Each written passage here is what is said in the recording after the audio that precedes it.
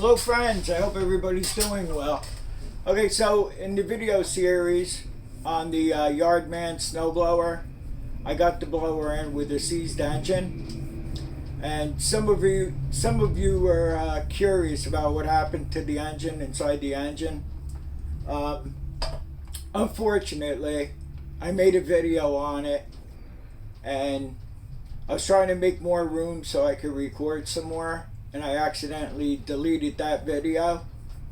Usually when I delete the videos in photo gallery, they go over to Google Photo, and it didn't. I spent hours trying to recover this video, and I did make a second video on what to save off a seized engine or a blown engine,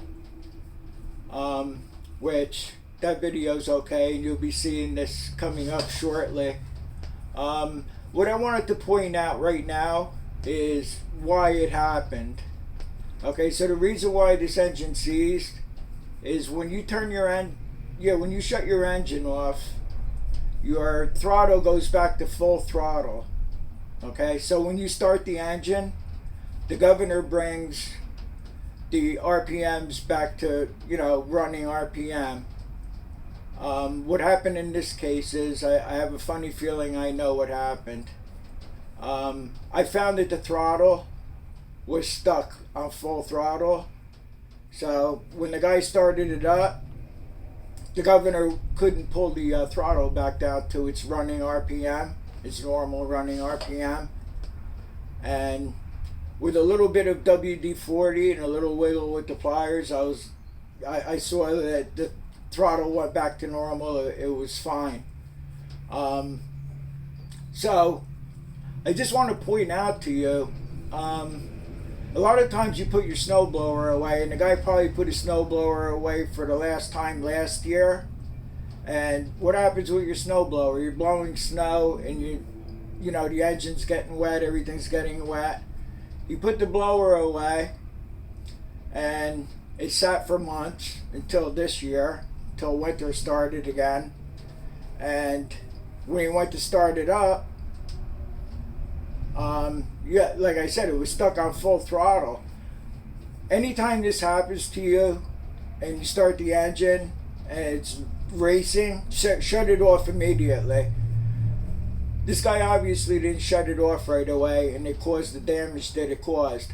Now, in this video, I made a video on what to save off a blown engine or a seized engine. Okay, so you're going to see exactly what happened inside the engine, because I stripped the engine down in this video that's coming up. So I hope you enjoy the video. Hello friends, I hope everybody's doing good. If you saw my previous video about the 8 horsepower Tecumseh that was on the yard machine over there, you saw that the connecting rod here was all jammed up, and I pulled the piston out today, and this is not looking too well here either. The bolt, that one bolt that I couldn't get out, I was able to move the engine around some. What I did was I took the cam out, and then I was able to get this bolt out, and the bolt's bent too. And it looks like it did damage to the crankshaft also. Where the journal is, where this rides on the journal. It looks like that's damaged too. But I don't know if that just needs to be cleaned up, or we're not going to rebuild this engine anyway. The reason why I'm making this video is why you should take all the good parts off it, and what parts you should take off it for sure. Now, over here, you can see that the crankshaft here is magnetic, so it's probably a cast iron crank. But when you go over here, the connecting rod is aluminum. Now, if this connecting rod was cast iron, it might have had a chance of running. I mean, it may have ran fast for a while and not blown up if the guy shut it off right away. I mean, after time, it probably would have did some damage if you let it run full throttle like it was. But usually with these, and runs full throttle like it did, and it wasn't under a load, you automatically throw the crank through the crankcase, which this one didn't. And so far, I don't suggest doing this at home, but I just wanted to make sure that the starter was alright. So everything's pretty much out of the way here. So it's got a good starter in it. So we're going to take the starter off. The starters on these are worth a lot of money too. And another reason why you should do this, if you're in the lawnmower repair business or any small engine repair business, sometimes you'll get a customer in, and you could offer to sell him like a used coil or a used carburetor. Well, carburetors are real cheap, but I know the coil, if I went up the street to the lawnmower repair shop, they're like $60 just for the coil. And I've heard people talking about these starters are like $250. I'm not really sure. You could probably get them cheaper, but this would be an OEM starter. So if somebody needed a starter, you could sell the starter. And all these other parts I took off. It's got a good head. This recoiler is in very good condition here. You got the gas tank, heat shield, muffler, whatever else I took off this engine. So in today's video, I'm going to take the rest of the engine apart, and I'll show you what you should keep. And usually I don't go that far with them. Like, I'll just strip off the obvious stuff, like the recoiler, the carburetor, the coil. I said coil, didn't I? Just basic stuff I would just strip off. These days you might want to strip off the cam here.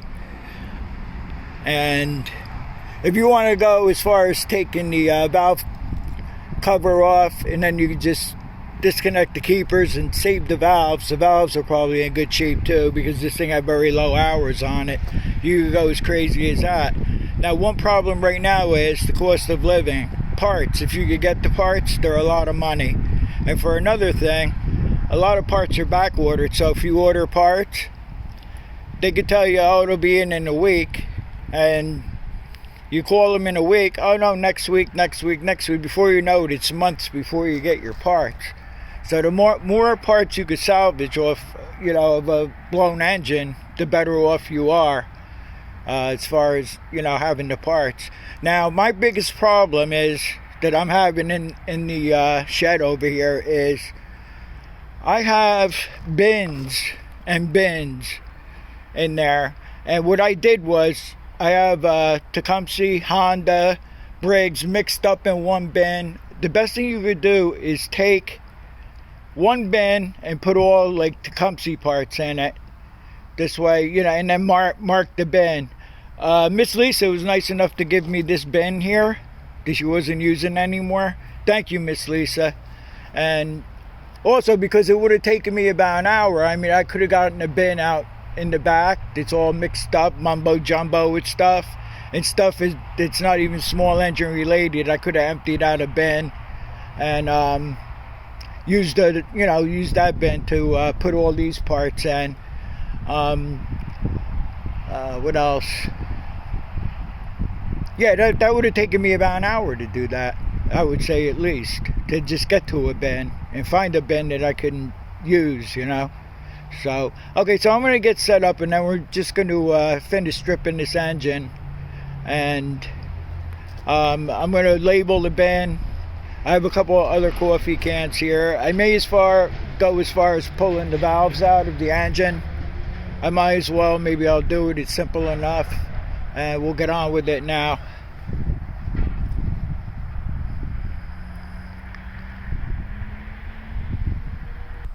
Yes, that was another thing I wanted to tell you. In the video where we stripped this down, we went to see what the cause of the engine blowing up was and what exactly happened to the engine.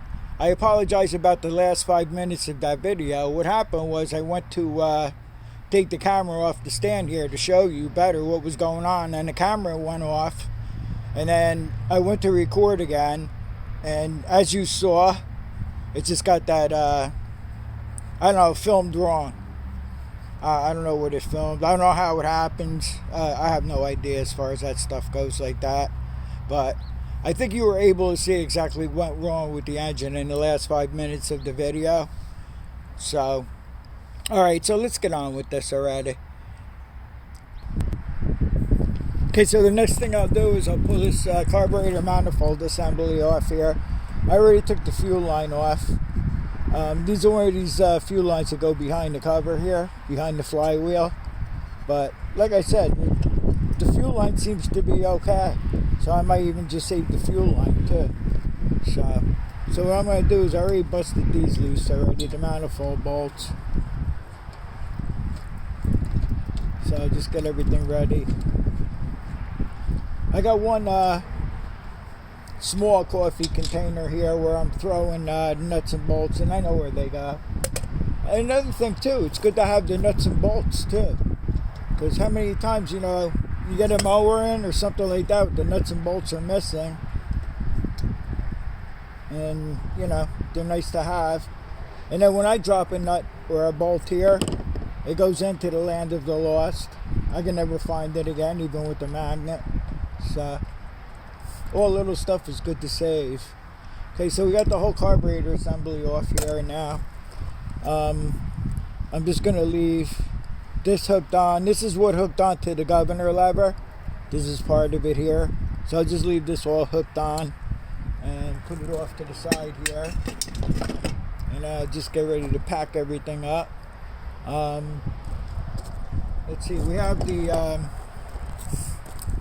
throttle assembly here, and this is the kill wire that goes to the coil. Let me make sure you can see. Yeah, here's the coil. So I'll just pop this off over here and leave the wire on there. And if you ever get machine in with a bad, where the coil, the throttle is bad or something, you got a good throttle assembly here, even with the kill wire still hooked up. So let me just bend this over here a little bit.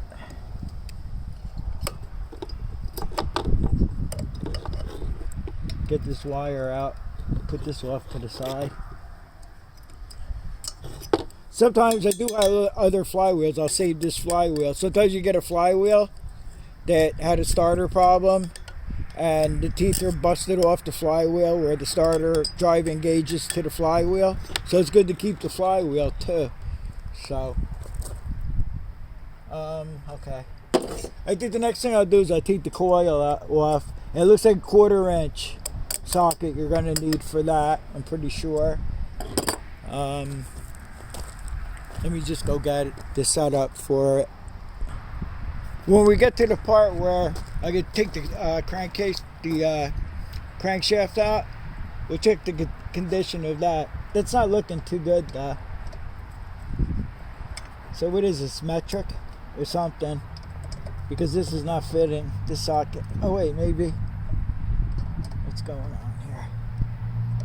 Needs a little persuasion. Yeah, I can't get those loose. Alright, let me see what's going on with that right now. Maybe I gotta bang it on there with a hammer. The socket, I don't know. Or they're metric bolts. I'm using a 1/4 inch. I just banged the socket on there. It went on there, so it's probably a metric bolt or something. But before you take the bolt all the way off, just wiggle your socket back off. Or maybe it was just, I don't know what it was, but it seems to be going, the socket seems to be going on the bolt better now. And I'll probably have to bang the other side on there too.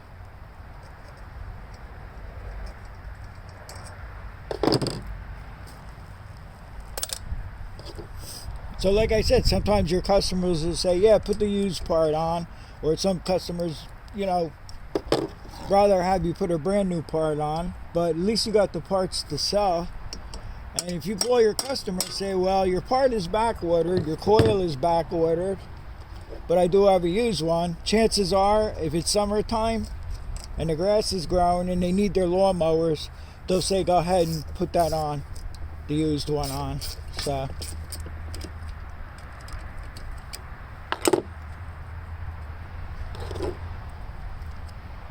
next thing I'm going to do is I'm going to take the flywheel nut off, spray that up a little bit, I'll show you how I got them off. I did do a video on an iron snowblower where I took the flywheel off to do the fuel line. But I'll show you again how I do it.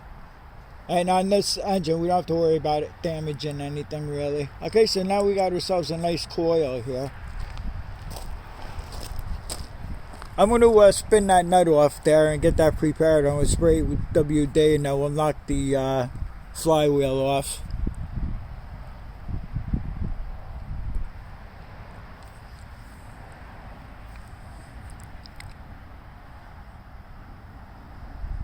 Okay, so one of these is a 5/16 socket you'll need, and the other one's 7/16 wrench I'm using. No, 3/8. One's a 3/8 and one's a 5/16. Why there's two different bolts in here, I don't know. I don't know if somebody did that or that's how they are. I have no idea. So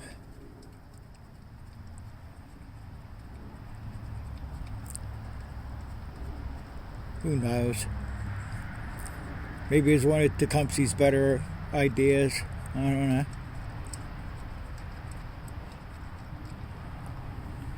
That's got a lock washer too. Okay, so with this 3/8 wrench I'm using, you can't get a socket on there, so you have to wrench it out. If I remember correctly, it's a lot of fun wrenching these out when the engine's on the machine. Did that loosen the starter? Yeah. And it's also a Torx. So you can just stick your Torx in there and then you could just spin the bolt out. I tried to get it out with the Torx before to loosen it. Couldn't. So I put the open end side of the 3/8 wrench and it busted right loose. So let's see if we got enough out here to get the starter. Okay, so now you got yourself a real nice starter here, you know? And it's a Tecumseh product. Wow. Beautiful.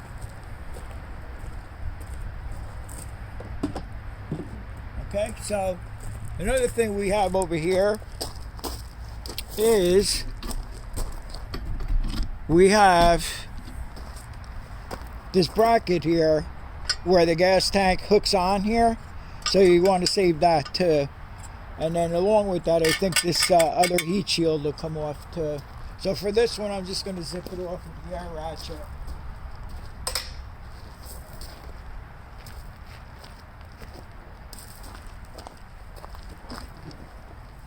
I've got to get this shed in order somehow. I keep saying it for the last 3, 4, 5 years. Even before I was making YouTube videos. I have to do something with this shed. What happens is in the springtime, then the weather gets good, then I start doing projects, and then the shed never gets done. So I suspect a lot of you guys have this problem too. Okay, so you got a nice bracket here, and this shield comes off, and it's pretty cool. Okay, so I'm going to get to the part now where I'm going to I'll just drop this whole thing in there. I'm going to get to the part now where I'm going to take the flywheel off, and I'll be back to you. So it's too bad that the starter off the 8 horsepower here doesn't fit the 5 horsepower at Tecumseh. It's different because the starter on that doesn't work. The electric start. I don't know. To me, they're easy enough to pull start no matter how cold it is out. So, okay, so what I did was I took the nut off. I took the cup off. I sprayed some WD in there. I put this nut back on there like flush, right? And now you can just take and you can... Sometimes I put like a pry bar back here, which I forgot to get. But sometimes if you just start hitting this, it'll bust it loose. So we'll try it like that first. I don't know, it was warmer out before, now I feel cold. This weather's crazy. I think it popped already. Felt like it anyway. Or is the whole, oh, I think the whole crankshaft wants to come out. Let me get a pry bar, see if I can wedge it in there.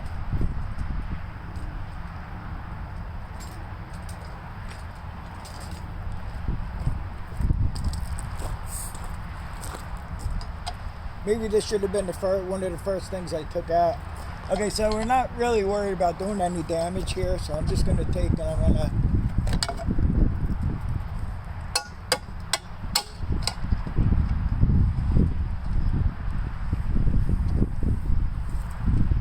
Because there's a shield back here, and I mentioned it when I had the irons machine, that you don't want to bend this cover back here because then you can't line up the recoiler housing bolts.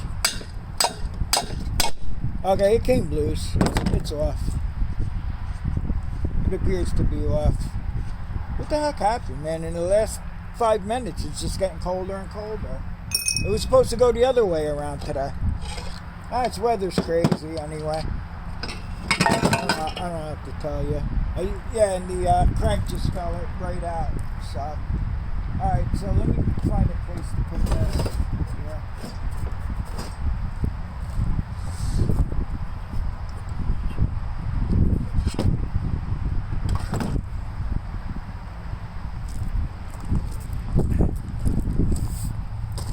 Okay, here's the flywheel key here. I don't know if I would trust this key anymore after this engine stopped short like it did. But as you can see in here, it's probably just aluminum. Just burnt all the way around this. I'm going to shut the camera off. I'm curious. I want to see if I can peel that off or it's just stuck and molded to the crank. But I would say this crank is no good. Yeah, this crank's no good. This is all melted right into that and everything. You know? It wouldn't be worth even trying to fix that. It's just, you know, not worth fixing the engine. Just strip all the good parts off that you can. Okay, so the next thing we're going to do is I'm going to pop the valve cover off, see if we get the keepers and the springs to give on it to get the valves out, and I'll get set up for that now. I took the oil drain pipe off, and it has the plug here that goes on the end. I mean, I'm not kidding when I tell you I save everything. I probably have a half a dozen of these around somewhere. But, yeah, let's get to the valves. Okay, so it's 5/16 bolts here to hold the valve cover on.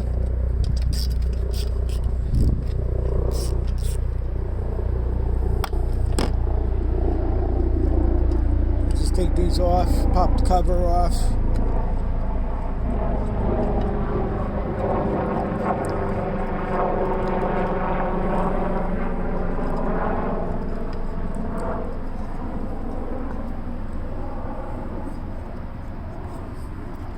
Then you have a little screen in here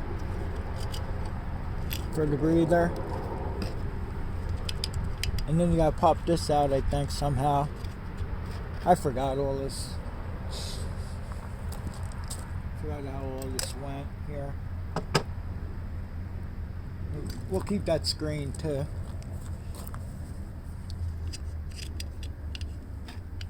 I get a little screwdriver to pick and see if I can pick that thing out. I'm pretty sure that's where the keepers are to pop the spring keepers there. I forgot now. I forgot all this now. How the hell do the valves get held in? Through here? No. It has to be through here. Through where I just showed you. Or this whole thing comes off. That's right. I'm pretty sure this whole thing comes off. And it's probably stuck on there. So let me get that. Let me get this metal piece out of here, and I'll get right back to you. All right. So it just came right out. I stuck the screwdriver over here, and it just popped right out here. Okay. So this to me is going to be a pain to do, but I guess we'll try it.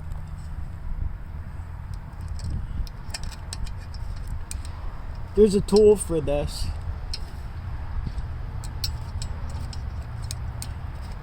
To do it. I'm gonna have to turn this on its side to do it, and I don't know if I'll be able to film it or what, because I really can't see what's going on here. Let me get this fuel line out of here too. Be back in a sec. I don't know, some of these are easy to do. Every time I go to lift this with the pry bar here, the valve is coming up too.